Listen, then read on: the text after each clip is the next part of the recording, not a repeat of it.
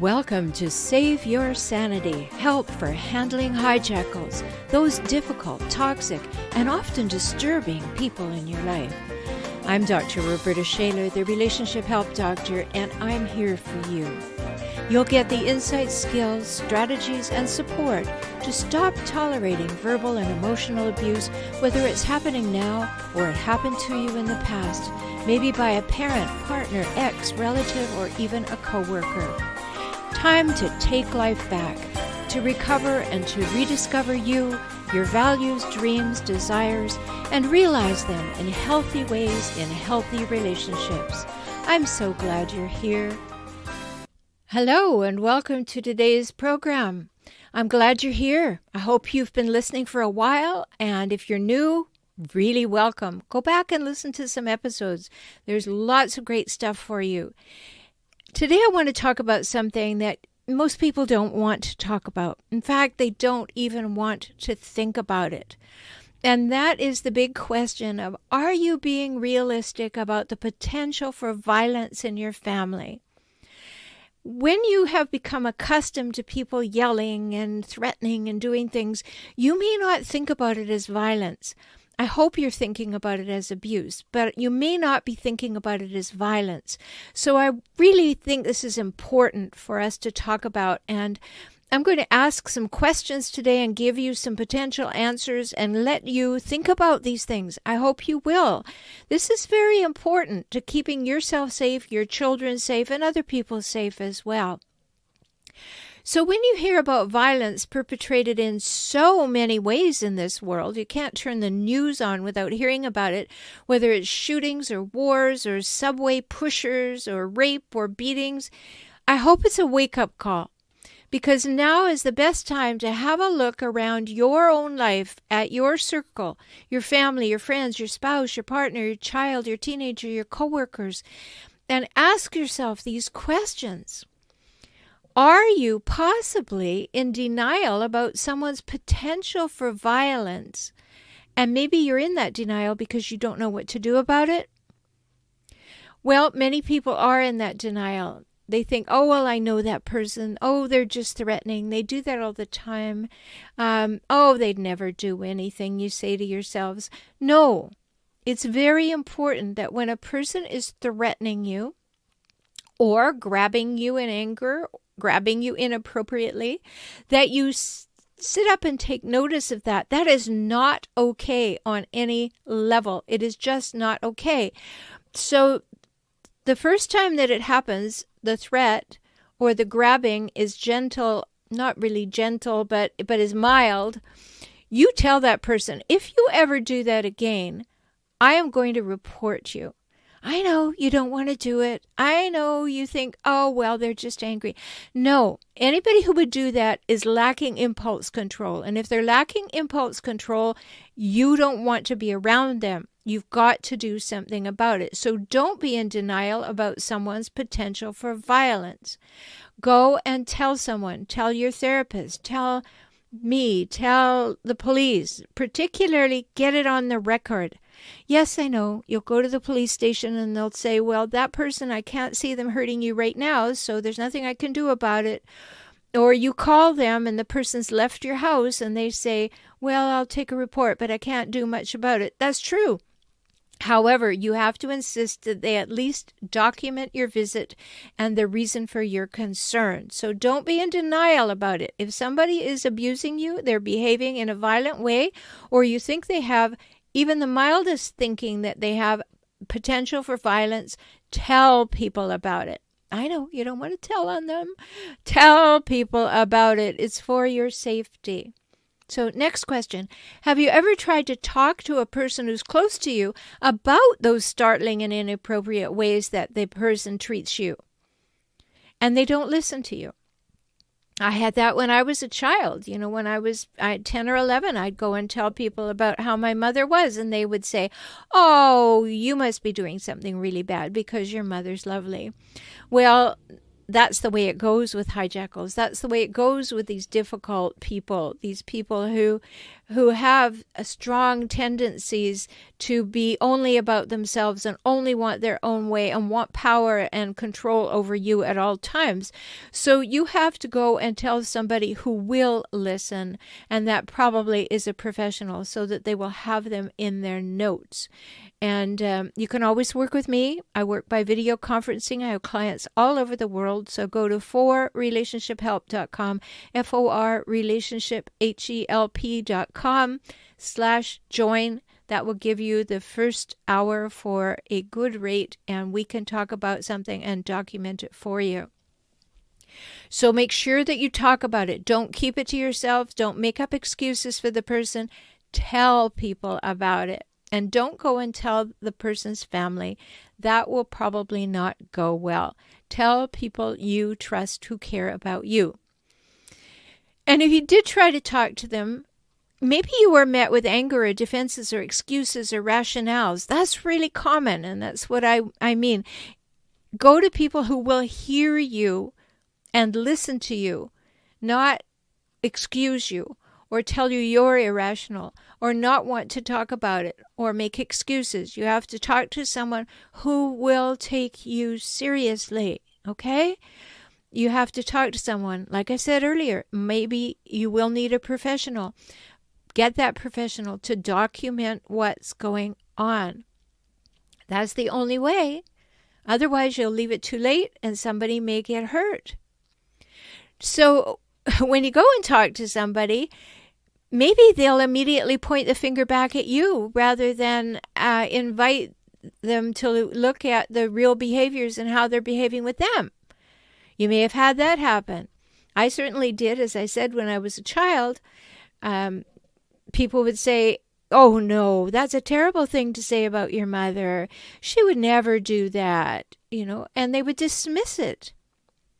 When I had my first marriage, because of course, when you have been raised by hijackals, you are likely to either become a hijackal or you will become what I call hijackal bait. So you don't know all those things about yourself. You haven't processed all that's happened to you in your home when you were growing up. So you don't know. So of course, you are highly likely to attract a hijackal. And I did. And when he would get angry or come after me at one time with a butcher knife, he would do all kinds of things. He was so mild-mannered in his work and all that people would not believe that he had the potential for this incredibly powerful anger. So you do need to talk to people. Really do that. You deserve to do that. You need to have it documented. You need a place to talk about it. You need a place to work it out and to think about what are your next best steps. And like I said, talk to me. It's not a problem. All you need is your phone or any computer that has a camera and a microphone, and we can talk. forrelationshiphelp.com/join. So maybe they pointed the finger back at you. Now that is a horrible, disempowering moment. And you don't want to be in that place. So choose wisely to whom you talk. Another question. Do you feel you have to be nice to someone who scares you just to keep the peace and not be victimized by them? Big red flag. If you are afraid of someone's anger and you have to walk on eggshells around them all the time, this is not okay. Again, you need to tell someone. You need to get some help. Yes, I know this may be a scary episode, but I can't emphasize it strongly enough. And I'll tell you why. I once had a client. She was with a new partner. She'd been divorced from the hijackal for 4 years. And she and her new partner came to work with me because they couldn't seem to get the ex to settle down. The ex was always about needing more time with the children, needing more money. They were always being taken to court. So we were working on this, and I was really giving them some insights that they didn't have before, and they were trying to put some certain things in place. And one of the things was, I said, you need to recognize completely that this man does not care about the children. He cares about you not having them, power over you. And they said, oh, no, he really loves the children. I said, I highly doubt it. And then it happened. I picked up the newspaper, and there on the front page was a horrible report of the fact that this woman's ex went to her place of work, shot her directly between the eyes, and killed himself. How much did he care about the children? Oh, enough to leave them orphans. So I know what I'm talking about, and I really, really need you to listen up to this episode, because there is a potential violence in people who have narcissistic personality disorder. They may have, they may be psychopathic, they may be sociopathic, they don't care, they don't have any empathy. So they can live with sort of in the bounds of the community, sort of within the bounds of reality, and then they break, they blow, and they will do things. And they have a very vivid imagination that people are not giving them what they want, and those people are wrong and bad and should be punished. So I'm really talking about serious stuff here, and I hope you really get it. You know, I know I have a head of steam about this today, but it is so important for me to convey to you that if you have people in your family who behave these ways, it's not safe. And if you have already experienced that it's not safe in any physical or sexual way, you need to talk to people. And yes, if it's not safe verbally and emotionally, you also need help, because you need to know what to do and what you can do. You should never feel you have to be nice to someone who scares you and be keeping the peace so that you don't feel like a victim. It doesn't change the victimhood. You're fooling yourself. So if you have a violent person in your life, I know you don't want to call them that. You may not even want to call them an abuser, but listen up. You need to be talking to a professional so they can help you. Or going to law enforcement so they have a record, or hiring an attorney to keep a record. So if you're in an abusive relationship, you need help to stand up and speak up and do something to keep yourself and your children safe. You do need to do something.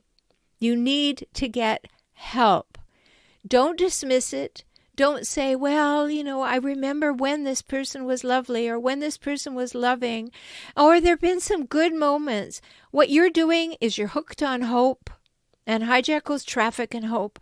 You're hooked on hope that that person you fell in love with is going to return. They are going to be that wonderful, loving person. You're stuck back in that place where they were out to get you and they got you. And now you don't want to say, oh my goodness, I don't like this person very much. You're making excuses for them. You're not taking their threats and their need for control seriously enough. Now, usually I'm not talking about violence. You know that because you've listened to other episodes. But today I really need this message to get out there. So if any of these things we've talked about so far are present in your relationship, it's time to take action. And no, it's not time to start blaming or getting angry, criticizing, lecturing, or threatening to leave the hijackal. That doesn't work. Yes, threatening to leave them will seem to straighten them out for a little while, but be honest. It goes back to the same way it was in no time. There's no real change. Many people who behave these ways are simply not driven by logic. Now, that's a game changer, right? They're not driven by logic, and they're not empathetic, so they don't care how you feel, and they do not want to hear anything that's logical, linear, or rational. So if they're not driven by logic and your attempt to reason with them is all you've got, you're not going to get very far. Repeated attempts at reasoning, it just makes you frustrated and furious. You're wasting your time and your energy and your goodwill. In fact, these folks are so resistant to your logical approach, they may even behave in more entrenched, frustrating, and violent ways just to prove to you that you have no power over them. So here's where you have to become more realistic. If you see patterns of behavior that are ones intended to dominate, control, or alienate others, these are a sign of potential trouble. That trouble will seldom be the huge, violently overt acts of a killing spree, but it is more likely to be repeated acts to show other people how little they care about them. In so many cases, these behaviors push people away, and these behaviors are based in a deep belief that they themselves are unlovable. I'll show you, they say, you won't ignore me. And that can be their motivation for verbal or physical violence. It's a search for significance gone terribly wrong. And if you just heard me say that they believe they're unlovable, no amount of your loving them will change that. I'll say that again. No amount of your loving will change them. Now, whether or not they are diagnosable, they have the traits. If you don't know the traits of hijackals, go to hijackals.com. Hijackals.com. Hijackals. And download my free ebook, How to Spot a Hijackal. That will help you. And whether or not they're diagnosable, they have the patterns, traits, and cycles, and that's all you need to know. Don't even try to diagnose them. And believe me, they're not going to go for diagnosis themselves because they are perfect. They've told you that already. So if someone you live or love or work with is habitually difficult, defensive, or destructive, take note now. They're not going to grow out of it, nor will they likely change unless they're open to positive, immediate, and effective help over a long time. So you're the ones who have to do things differently, because even if they get that help over a long time, which they're highly unlikely to do, they will not change. It's not possible for many of them to change. A, they're unwilling. B, they're not interested. So I hope this has been a wake-up call for you. I'm sorry if it's startling. I'm sorry if you don't believe that this potential exists. All you have to do is go to the police records and you'll certainly know that you're wrong. And the case is that these are the people who will hurt their partners, will hurt people at work, will hurt their children. And sometimes it's your child. Sometimes your child is behaving this way. They come into the teenage years. They need help. And you need to see the red flags. They are waving wildly, and you need to see them. You are responsible for keeping yourself safe, and I'm here to help you do that. I'm Dr. Rhoberta Shaler, and you can find me, and I hope you will, find me at relationshiphelp.com. If you want me to answer your questions, you can join my optimized circles and join in the off social media groups I have there to make you safer. You'll find that at relationshiphelp.com/circles. You're safe there, and I'm in there all the time. I will answer your questions. So, take a deep breath. Assert yourself. Yes, I do think that I may be in danger, and I may be in denial about how much danger I may be in or someone else may be in. Maybe you're looking at this in somebody else's life. You need to invite those people to listen to this podcast and help those people to get help. I need to be an alarmist today, because sometimes people do not love themselves enough to say, no, you cannot and will not hurt me another moment. So I'm really glad you're here. I am so delighted that you care enough about yourself to be listening to this and recognize that you may need help or someone you love may need help. Visit me at forrelationshiphelp.com. Join the circles at forrelationshiphelp.com/circles for sure. It's only $5 a month. Get your questions answered and get my 21 steps to empowered emotional savvy in your email over 47 days. Great home study program. I care about you. I want you to understand what's going on. Take good care of yourself, and we'll talk soon. I'm so glad you spent this time with me today. I hope you heard something that touched your heart and empowered you to move forward. You can have the life and relationships that you most want, and that begins with you, within you, today. I'm always here for you. Life can get better, and you heard that from me, the Relationship Help Doctor. I'm Rhoberta Shaler, and I work with clients throughout the world through video conferencing. We can talk. So learn more at forrelationshiphelp.com, forrelationshiphelp.com, or visit me on YouTube at For Relationship Help. Join me for next week's shows.